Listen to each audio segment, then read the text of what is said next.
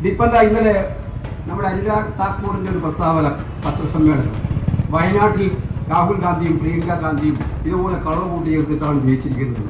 അവർക്കറിയില്ല ഈ രാജ്യം ഭരിക്കുന്നത് മോഡിയാണ്, തെരഞ്ഞെടുപ്പ് കമ്മീഷനെ നിയന്ത്രിക്കുന്നത് മോഡിയാണ്, ഇലക്ട്രൽ ഓഫീസർമാരെ തീരുമാനിക്കുന്നത് തെരഞ്ഞെടുപ്പ് കമ്മീഷനാണ്.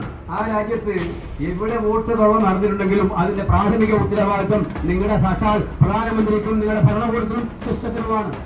പിന്നെ ഇന്ന് നമ്മൾ ഒന്ന് രണ്ട് ചാനൽ നടക്കൂടെ ചാനൽ ഞാൻ കാണുകയുണ്ടായി.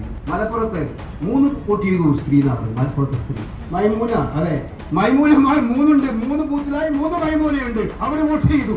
വയനാട്ടിൽ കൽപ്പറ്റയിൽ ചിറമേരിക്കുന്ന്, അത് പ്രദേശത്തിന്റെ പേരാണ്, നമ്മുടെ നാട്ടിലെല്ലാം ഗ്രാമങ്ങൾക്ക് പേരുണ്ടാവും. ആ വില്ലേജിൽ 4000 വോട്ടുണ്ട്. എന്നിട്ട് പറഞ്ഞിരിക്കുകയാണ് ഒരു വീട്ടിൽ മുസ്ലിമും ഹിന്ദുവിനും വോട്ടുണ്ടെന്ന്. ഈ വില്ലേജിലെ വോട്ട് കണക്കാണ് അദ്ദേഹത്തിന്.